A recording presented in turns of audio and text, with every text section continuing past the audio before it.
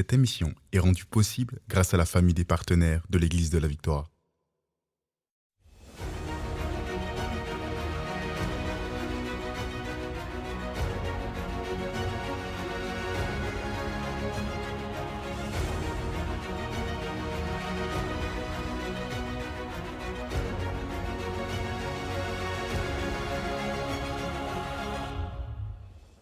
Si je crois que Dieu permet des fois, il ne vous appelle pas toujours à réussir, gloire à Dieu pour la Bible. Merci Seigneur qu'on a encore la Bible aujourd'hui en 2024. On peut la lire. Alléluia. Gloire à Dieu, gloire à Dieu. Alléluia. Concernant l'épreuve maintenant, En passant, 1 Pierre 1,7 nous dit « L'épreuve de votre foi, plus précieuse que l'or périssable, qui cependant est éprouvée par le feu, est pour résultat la louange, la gloire et l'honneur lorsque Jésus-Christ apparaîtra. » L'épreuve de votre foi. On peut vivre des vents contraires, on peut vivre des choses difficiles. Ça, c'est une réalité. Mais c'est toujours l'épreuve de quoi donc? La foi. Mais la foi en quoi? La foi dans la parole de Dieu.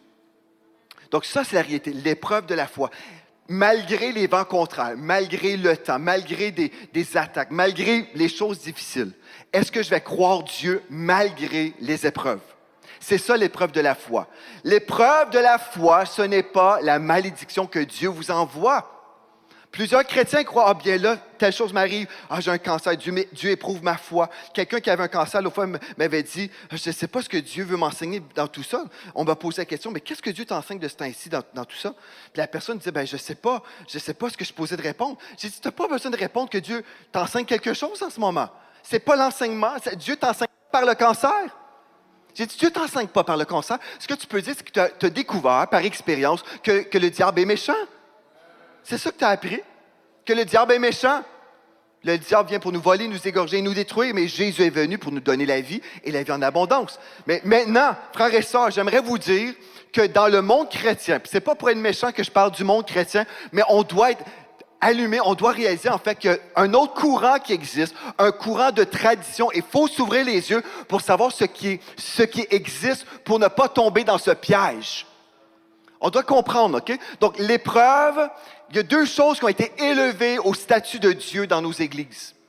C'est premièrement l'épreuve et la pauvreté. On a fait de ces deux choses-là des dieux dans nos églises. L'épreuve et la pauvreté. Vous êtes toujours avec moi? C'est des faux dieux, c'est des idoles dans l'église d'aujourd'hui. OK. Vous êtes toujours avec moi? Gloire à Dieu. Donc, l'épreuve. On a dit, l'épreuve nous enseigne. L'épreuve me façonne. L'épreuve, c'est Dieu qui me transforme à partir de l'épreuve. Le texte ne dit pas ça. Le texte dit l'épreuve de votre foi.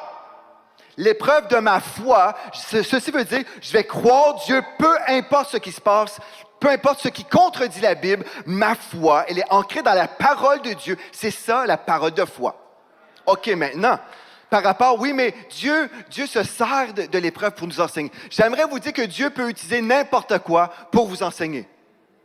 Dieu peut utiliser un avion qui vole dans le ciel, puis vous avez prié, puis Dieu, il peut vous parler par n'importe quoi. Je donne ça comme une illustration très profonde. Un petit oiseau peut arriver, puis je vois la créature de Dieu, je suis béni, Dieu me parle par ça. Mais comprenez ceci, frères et sœurs. La façon que Dieu nous enseigne, ce n'est pas par la malédiction. Dieu nous enseigne par sa parole. 2 Timothée chapitre 3, au verset 16. J'aimerais ça qu'on le lise ensemble. En fait, dans la vie de plusieurs chrétiens, frères et sœurs, écoutez-moi très, très bien. L'épreuve a remplacé la puissance de la parole de Dieu aujourd'hui dans la vie de plusieurs personnes. On a placé notre foi dans l'épreuve plutôt que notre foi dans la parole de Dieu. On a placé notre foi dans l'épreuve, dans les difficultés, plutôt que dans la parole de Dieu. Et quand ça va mal, puis on s'imagine, là vraiment, Dieu prend soin de moi. Mais j'aimerais vous dire, il y a des gens qui sont hyper éprouvés, qui vivent dans cette ville. Ça va très, très mal pour eux. Ils ne connaissent rien de Dieu. Et ce n'est pas cette épreuve-là qui va les amener à Dieu. Certains vont même se détourner encore plus de Dieu à cause des difficultés. Donc, ce n'est pas l'épreuve en soi qui nous mène à Dieu. En fait, ce qu'on voit, l'épreuve de la foi nous rend plus persévérants dans la parole de Dieu. Ça nous garde plus, ça crée en nous de l'endurance. L'épreuve de la foi nous rend plus endurants dans notre foi. OK. Vous êtes toujours réveillés? Mais qu'est-ce qui nous enseigne? Parce qu'il y a une foule de personnes qui vont vous dire, « Ah oui, tu viens de discuter, bien Dieu t'enseigne là-dedans en ce moment. » Bien, la Bible me dit plutôt ceci, 2 Timothée 3,16. « Toute écriture, dites écriture. » OK, là, on va se réveiller. Écriture. Toute écriture est inspirée de Dieu et utile pour enseigner.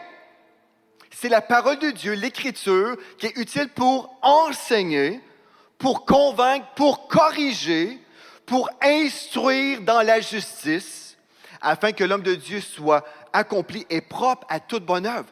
Donc, frères et sœurs, j'aimerais vous dire, même si vous dites, oui, mais dans l'épreuve, Dieu peut me parler, j'étais à l'hôpital, et puis Dieu m'a parlé. Dieu peut vous parler à l'hôpital quand vous êtes couché dans votre lit, vous regardez le plafond, Dieu vous donne une vision. Ça peut arriver à l'hôpital, mais Dieu n'a pas besoin d'un lit d'hôpital pour vous parler.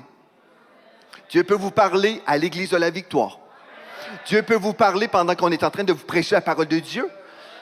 La parole de Dieu, là, en fait, elle est là pour vous encourager, pour vous instruire, vous corriger, vous instruire dans les voies de Dieu. Mais on a besoin de détrôner l'épreuve comme étant un Dieu dans notre Église, si c'est votre cas. Est-ce qu'on peut détrôner l'épreuve? Parce que si on garde l'épreuve sur son trône, bien là, on va toujours vouloir vivre des épreuves. On va toujours accueillir les épreuves comme étant le cadeau de Dieu pour nous raffiner. Mais la Bible me dit que c'est la parole qui est là pour faire ça. On a échangé l'épreuve pour Dieu. On a échangé l'épreuve pour la parole de Dieu. J'aimerais ça qu'on revienne ensemble à la Bible. Amen? Gloire à Dieu. Maintenant, concernant la pauvreté, là, je vais toucher un Dieu qui règne dans nos églises. Savez-vous, ceux qui n'aiment pas entendre parler de l'argent à l'église, savez-vous pourquoi que les gens n'aiment pas entendre parler de l'argent? C'est parce qu'on vient toucher à leur Dieu. Amen, amen, amen, amen. Amen, amen, amen, amen. Ceux qui sont dérangés quand on parle d'argent à l'Église, c'est qu'on vient de toucher à leur Dieu. Oui, c'est vrai. Je vais vous dire, on touche à leur Dieu, c'est des gens qui ne veulent pas. Ils ne veulent pas semer, ils ne veulent pas contribuer à l'œuvre de Dieu. Donc, quand c'est mon Dieu, je veux le garder proche de moi. Les gens qui aiment l'épreuve, en fait, ils se sentent vraiment choyés. C'est comme, ben là, Dieu m'éprouve. Moi, ça va tellement mal dans ma vie. C'est la preuve que Dieu m'aime. C'est la preuve. Et j'ai beaucoup d'attention de mes frères et de mes sœurs qui ont beaucoup de compassion pour moi dans l'épreuve. Donc, ça devient une idole dans ma vie. Je ne veux même pas m'en sortir parce que je suis validé par l'épreuve. La pauvreté, c'est une autre chose. Avez-vous déjà entendu parler contre l'évangile de la prospérité? J'aimerais vous parler de l'évangile de la pauvreté. Les adhérents de l'évangile de la pauvreté suppriment la vérité de la parole de Dieu en échange pour leur version de la vérité. Amen? Pasteur Gwen est d'accord avec moi. L'évangile de la pauvreté, avez-vous su en fait qu'il y avait une église en particulier qui demandait à son clergé de faire un vœu de pauvreté? Si vous ne savez pas, je vais vous le dire. Oui, il y a une église où les gens sont obligés de faire un vœu de pauvreté. Ceci veut dire, je m'engage, je vais être pauvre toute ma vie. Ouais, mais la tête de cette église-là, pensez-vous que c'est une tête qui est pauvre ou riche? Puis on se dit, mais vous faites un vœu de pauvreté, mais vous ne voyez pas en fait que ceux qui vous demandent de faire ça, eux ne sont pas pauvres. Vous ne voyez pas un petit problème là-dedans. OK. Donc, concernant la pauvreté, les adhérents de l'évangile de la pauvreté suppriment la vérité de la parole de Dieu en échange pour leur version de la vérité. Ce qui compte est d'avoir juste assez de provisions pour soi-même. OK. Est-ce qu'on peut voir ce que la Bible dit maintenant? Amen. On veut voir ce que la Bible dit. Parce qu'en fait, la parole de foi, c'est toujours un retour à la Bible et c'est ma foi dans la Bible, ce n'est pas ma foi dans l'opinion de l'homme. Voici tout ce que je vous dis. Vous pouvez prendre en note les références bibliques, vous pourrez les lire, vous pouvez les méditer, et après, vous avez le choix de dire, ça c'est pour moi. Je vais dire oui et amen. Ou vous pouvez dire non, moi je ne crois pas ça. Vous pouvez faire partie de ceux qui disent non, je ne crois pas ça, pour telle raison, c'est juste pour Israël, c'est juste pour telle personne. Mais en passant, ceux qui disent c'est pour moi, ce que je trouve vraiment, vraiment remarquable, c'est que ceux qui disent c'est pour moi, bien, je découvre beaucoup de témoignages de personnes qui vivent les promesses de Dieu. Amen! Ceux qui disent c'est pour moi, vivent les promesses de Dieu. Puis ceux qui disent ben, c'est pas pour nous, ne vivent pas les promesses de Dieu. Voyez-vous, je trouve ça assez révélateur. La Bible dit ça, je dis oui, je crois ça, et je le vis. La Bible dit ça. Non, c'est pas pour moi, je ne le vis pas. Voyez-vous? En fait, il y a un pattern. Le diable veut qu'on dise, c'est pas pour moi. Parce que si je dis la Bible, elle n'est pas pour moi, bien, en fait, je vais vivre sous mes privilèges et c'est son royaume qui avance. C'est ses œuvres qui avancent. Donc, nous, les chrétiens, on va se coucher par terre. Ben, vas-y, monsieur le diable, vas-y avec tous tes démons et tous tes adhérents. Allez-y, venez nous piller, venez voler tout notre héritage. De toute façon, nous autres, on est juste des petits chrétiens, on est juste nés pour un petit pain. On ne peut rien faire. On attend juste de mourir, nous autres. On attend la mort, puis là, on a entendu dire qu'au ciel, on va vivre quelque chose. Mais d'ici ce temps-là, on va juste survivre. OK. Concernant la pauvreté. OK, donc, l'évangile de la pauvreté enseigne ceci. Ce qui compte, c'est d'avoir juste assez de provisions pour soi-même. L'avez-vous déjà entendu ça? Ça, c'est égoïste, frères et sœurs. Juste mon nombril, en autant que j'en ai assez pour moi, mes enfants, c'est tout ce qui compte. Ça, c'est très égoïste. Ce n'est pas du tout la pensée de Dieu. Voici ce que Dieu a dit dans 2 Corinthiens 9, 8. Dieu peut vous combler de toutes sortes de grâces. La grâce, c'est la faveur. Afin que possédant toujours, dites toujours, en toutes choses, de quoi satisfaire à vos besoins, à tous vos besoins. Donc déjà, Dieu couvre les besoins. Vous ayez encore en abondance pour toute bonne œuvre. Ce texte ne dit pas du tout ce que l'évangile de la pauvreté enseigne. Je vais le relire. Écoutez bien. Dieu peut vous combler. Est-ce que le texte dit Dieu peut vous donner les petites miettes pour arriver à la fin du mois? Dieu peut vous combler de toutes sortes de faveurs, afin que, possédant toujours, en toutes choses, de quoi satisfaire à tous vos besoins, vous ayez encore en abondance pour toute bonne œuvre. Tout ce que Dieu vous appelle à faire, vous en aurez toujours encore en abondance. Ça, c'est la Bible. On a le choix. On a le choix. C'est soit à prendre ou à laisser. Offre, accepter ou rejeter. J'accepte. Alléluia. Donc, la doctrine très respectée, très répandue du juste assez pour soi-même se traduit par ceci. L'affaiblissement de l'impact du croyant dans le monde. Donc, l'affaiblissement de notre impact. Deuxième chose, le deuxième fruit de tout ça, c'est un jugement féroce contre tous ceux qui enseignent la vérité de la Bible. Quand vous allez commencer à lire la Bible, méditer la Bible et croire la Bible, qu'est-ce qu'on va voir? Bien, l'impact des chrétiens dans le monde va être affaibli. Puis c'est ça qu'on a vu depuis longtemps. Les chrétiens sont affaiblis, sont limités. On parle de limitation généralisée. Et l'autre fruit, c'est que dès qu'il y a quelqu'un qui sort de la foule et qui dit « Un instant, c'est pas vrai ce qu'on s'est fait dire. C'est pas vrai. » Bien là, tous les petites brebis qui se tournent vers ceux qui enseignent la vérité de la Bible. Ils vont sortir leurs grosses dents pour mordre. Les brebis, là, c'est l'attaque. C'est ça qui se passe. Donc, c'est un jugement féroce contre ceux qui enseignent la vérité de la parole de Dieu. Ça, c'est dans le milieu chrétien. Mais gloire à Dieu, on peut croire la parole de Dieu, peu importe les réactions. Mais il faut être courageux. Parce qu'il y a des gens qui ont peur des petites brebis. Il y a des chrétiens qui ont peur de l'opinion de la brebis, du troupeau de brebis qui disent le contraire.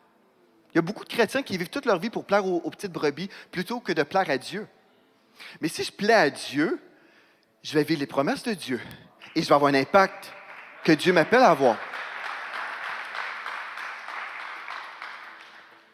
En passant, le juif typique, vous savez, la Bible, première moitié, l'Ancien Testament, bien, c'était le peuple juif qui nous a laissé l'Ancien Testament en héritage. Bien, le juif typique, aujourd'hui, ne croit pas dans la doctrine chrétienne de la pauvreté. Savez-vous ça? Le juif typique ne croit pas aujourd'hui dans la doctrine chrétienne de la pauvreté. Parce qu'eux, ils lisent l'Ancien Testament et puis ils voient très, très bien que ce n'est pas du tout biblique de croire dans la pauvreté comme étant une bénédiction. La pauvreté fait partie de la malédiction de Deutéronome 28, verset 15, jusqu'au restant du chapitre. Les Juifs ne croient pas comme nous, les chrétiens. Pourquoi? Parce qu'ils lisent la Bible. Ils lisent la Bible. L'Ancien Testament prêche l'abondance et la liberté financière. Donc, on pense à Abraham. Isaac, Jacob, Joseph, tous les patriarches. Job, pauvre comme Job. Job a été éprouvé 6 mois. Puis on a dit, pauvre comme Job. Non, riche comme Job. Néhémie. En fait, quand on lit la Bible, en fait, vous savez ce que Dieu veut? Qu'on soit tellement libéré, qu'on puisse expérimenter une telle liberté.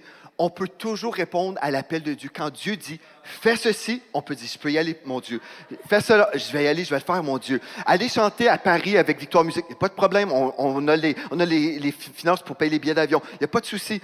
Dieu veut qu'on soit capable de dire « oui » quand il nous parle. Mais en fait, la mentalité d'aujourd'hui, c'est que on ne peut pas, on n'a pas. Puis Dieu veut qu'on renverse cette pensée-là. Parce que ce n'est pas sa pensée, c'est une pensée démoniaque. C'est démoniaque et comme toute une église a cru un mensonge. Puis moi, je comprends, jusqu'à ce jour, frères et sœurs, je ne comprends pas pourquoi nous, les chrétiens, on est supposément des gens dans la Bible, mais pourtant, on ne croit pas la Bible. Puis je suis comme, mais pourquoi qu'on ne croit pas ça? C'est pour ça, des fois, je vais sur Internet. Ce matin, avant de vous prêcher, j'ai pris 5 minutes pour voir, mais qu'est-ce qu'il dit sur Deutéronome 28? Ah, ben c'est pas pour vous. Vous, la seule chose que vous avez droit, c'est de mourir puis d'aller au ciel. Mais savez-vous, vous allez peut-être vivre 100 ans, peut-être 95 ans, peut-être 120 ans, mais imaginez toutes ces années-là gaspillées à être limitées. Toutes ces années-là, mais Jésus a dit, vous êtes la lumière du monde. Vous êtes la lumière du monde. Il n'a pas dit, vous êtes la lumière qui va se rendre au ciel, puis au ciel, vous allez éclairer beaucoup. En passant au ciel, Dieu est déjà très, très brillant. Il n'y a pas besoin de plus de lumière, on va briller aussi, mais c'est aujourd'hui qu'on a besoin de briller. C'est aujourd'hui qu'on doit briller. Alléluia. Donc, ces 2 idoles dans l'Église, l'épreuve et la pauvreté sont 2 idoles bien respectées dans l'Église d'aujourd'hui. Je vais le redire, l'épreuve et la pauvreté sont 2 idoles très bien respectées dans le monde chrétien. Et quand on détrône ces 2 idoles, attendez-vous, ceux qui aiment, qui se prosternent devant ces idoles, bien, ces mêmes gens-là peuvent venir vous attaquer. C'est pour ça que vous devez être courageux pour croire la Bible. Si vous êtes un petit chrétien faible, puis dès que quelqu'un parle contre vous, non, vous devez, en fait, vivre par la foi. Mon juste vivra par la foi. En fait, on a besoin d'être des personnes courageuses. Des personnes, on sait ce que Dieu a dit, je sais ce que Dieu a dit, je l'ai lu pour moi-même. Je sais ce que Dieu dit. Et je ne vivrai pas sous ce que Dieu a dit. Peu importe le prix. Vous avez besoin vraiment, frères et sœurs, dans cette saison, vous avez besoin de croire la Bible, mais pas, vous avez besoin de croire la Bible véritablement. Vraiment. C'est ça le message de la foi. C'est la foi dans la parole de Dieu. Parole de foi, c'est toujours la foi dans la parole. Alléluia. En passant, ceux qui dénoncent ce que je viens de vous dire, ceux qui dénoncent la provision pour l'enfant de Dieu, bien, ils vont respecter publiquement ces attaques, mais eux-mêmes ne le vivent pas. Ils ne vivent pas cette chose-là. Donc, plusieurs religieux respectent ce message de la pauvreté publiquement pour les autres, mais pas pour eux-mêmes. C'est vrai. Notons que Dieu désigne même la pauvreté comme étant une malédiction dans Deutéronome 28, 48. Malgré toutes ces voix et ces mensonges populaires, j'aimerais vous annoncer une bonne nouvelle, frères et sœurs. Est-ce que vous êtes prêts? Vous ne dormez pas? Parce que je n'ai pas fini. Alléluia. OK, maintenant, je vous ai tout dit ça pour dire, il y a vraiment des courants de mensonges, et on a la parole qui est là, la parole, et on a le choix de lire la parole et de croire la parole, ou on a le choix de suivre des fois ce qui est populaire. Maintenant, j'aimerais vous dire que vous avez le droit de vivre les promesses de notre alliance que nous avons en Jésus-Christ. Et j'aimerais vous parler de ces alliances, de cette alliance que nous avons. Est-ce que vous êtes prêts? Luc 12, 32, en fait, Jésus a dit, « Ne crains point, petit troupeau, car votre Père a trouvé bon de vous donner le royaume. » Donc, peu importe ce que les gens peuvent dire, soyez encouragés, ne craignez rien. Votre Père a trouvé bon de vous donner le royaume. Amen? Donc, ce qu'on va voir ensemble, c'est pour vous. Tout comme dans le mariage où nous nous promettons l'un envers l'autre, Dieu, dans sa grâce, nous a fait des promesses que nous recevons par la foi. Donc, voyez-vous, le message de la foi, pourquoi c'est tellement important? C'est parce que là, ce que je vais vous lire, vous avez le choix de relâcher la force de la foi pour aller saisir la promesse. Quand vous dites « Amen », qu'il en soit ainsi, ça veut dire « Moi, je le prends ça. Je le prends pour moi-même. » Amen? Donc, quand je dis « Je vais lire des versets », vous pouvez dire « Amen ». vous venez de le prendre. C'est votre portion. Quelqu'un qui est silencieux, personne ne peut être comme ça. Ah, il dit ça. Le veut dire, j'ai laissé passer la bénédiction. Je vais le dire pour ceux qui ne regardent pas, là. Que, je me demande bien si c'est vrai, ça. C'était peut-être juste pour Israël. C'est vrai, encore. C'est intéressant. Ça vaut rien. C'est quand j'entends la parole de Dieu, j'ai la foi en moi, là. Je l'entends, puis je dis, Amen! C'est pour moi, ça. Parce que la vie et la mort sont au pouvoir de la langue, dans le yad de la langue. Amen! Je viens de prendre la provision. Amen! C'est moi, c'est pour moi. Quand le couple, ils ont entendu dire que vous n'avez pas besoin de rester stérile, Dieu a dit, il n'y aura pas de stérile, ni homme, ni femme, de stérile. Vous avez le droit d'avoir des enfants. Ils sont tombés enceintes après. Amen! Ils ont dit Amen! Ils n'ont pas dit ah, c'est intéressant. Je me demande bien si ça fonctionne. Je me demande bien. C'était peut-être juste pour Israël. OK, vous êtes prêts? Je vais vous parler de votre alliance maintenant. OK, Alléluia. Nous étions autrefois étrangers aux alliances de la promesse. Autrefois, on était étrangers aux alliances de la promesse. Éphésiens 2, verset 12 nous dit ceci. C'est un message aux païens d'autrefois, ceux qui n'étaient pas en Israël. Souvenez-vous que vous étiez en ce temps-là sans Christ. Avant, vous étiez sans Christ. Il parlait aux anciens païens, là. Écoutez-moi très, très bien. Il ne parlait pas aux Juifs, là. Vous étiez sans Christ, que vous étiez en ce temps-là sans Christ, privés du droit de cité en Israël, étrangers aux alliances de la promesse, sans espérance, sans Dieu dans le monde. Ça, c'était vous autrefois. Autrefois, vous n'aviez pas du tout rapport aux promesses d'Israël. C'est ça que le texte vient de lire. Est-ce que vous êtes en train de... Vous dormez ou vous êtes avec moi? OK. Donc, souvenez-vous, vous étiez comme ça avant. Maintenant, dans Éphésiens 2, 19, c'est pourquoi, je vais vous lire dans la version Parole de vie, c'est pourquoi vous n'êtes plus des étrangers, ni des gens de passage, mais vous faites partie du peuple de Dieu. Vous en avez tous les droits et vous êtes de la famille de Dieu. Vous avez tous les droits. C'est ça que l'apôtre Paul a dit pour ceux qui diraient un jour, c'est pas pour vous. Il dit, ce texte dit, vous n'êtes plus des étrangers. Vous n'êtes plus des gens de passage. Mais vous faites partie du peuple de Dieu. Je ne sais pas comment être plus clair. Vous en avez tous les droits. Et vous faites partie de la famille de Dieu. Vous avez tous les droits. Ça veut dire que je lis Deutéronome 28, versets 1 à 14, et je crois, je ne suis plus un étranger. Je ne suis pas une personne de passage, mais je fais partie du peuple de Dieu. Alléluia. Moi, je suis un fils d'Abraham. Je vais vous montrer pourquoi. Galates 3, 16, les promesses ont été faites à Abraham et à sa postérité. Il n'est pas dit aux postérités, comme il s'agissait de plusieurs, mais en tant qu'il s'agit d'une seule et à ta postérité, c'est-à-dire Christ. Donc, la promesse a été faite à Abraham, à la postérité d'Abraham, Christ. Et là, dans Galates 3, 29, si vous êtes à Christ, vous êtes donc la postérité d'Abraham, héritier selon la promesse. Si vous êtes à Christ, vous êtes des héritiers selon la promesse. C'est ça que le texte me dit. Alléluia. C'est quoi la promesse? C'est quoi la promesse? Galates 3, 13. Est-ce qu'on peut lire ensemble? Christ nous a rachetés de la malédiction de la loi, étant devenu malédiction pour nous, car il est écrit « Maudit à quiconque est pendu au bois », afin que la bénédiction d'Abraham eût pour les païens, pour les Québécois, les Français, les Africains, son accomplissement en Jésus-Christ et que nous recevons par la foi l'Esprit qui nous avait été promis. Donc, on a été rachetés pour entrer dans la bénédiction d'Abraham. Si Dieu nous parle de la bénédiction d'Abraham, c'est parce qu'on devrait considérer les promesses qui ont été promises à Abraham et arrêter de dire, oui, mais c'est juste pour Israël. Mais si c'est juste pour Israël, c'est super plate de vivre la vie chrétienne puis toujours dire, c'est pour les autres, c'est jamais pour nous. Mais c'est ça que le diable veut. Il veut juste qu'on croie que c'est pour les autres. Mais si je crois, c'est pour moi. Si je crois que je fais partie du peuple de Dieu, je ne suis plus un étranger de l'alliance de la promesse, bien là, je vais commencer à croire la parole et dire, Seigneur, tu l'as dit. Et puisque tu l'as dit, je vais le vivre. Puisque tu l'as dit, c'est mon héritage. Alléluia. Alléluia. Gloire à Dieu. Alléluia. OK. Gloire à Dieu. Vous êtes bénis par les messages révolutionnaires de l'Église de la Victoire, Prenez part à cette œuvre qui transforme des milliers de foyers en visitant dès aujourd'hui semer.ca.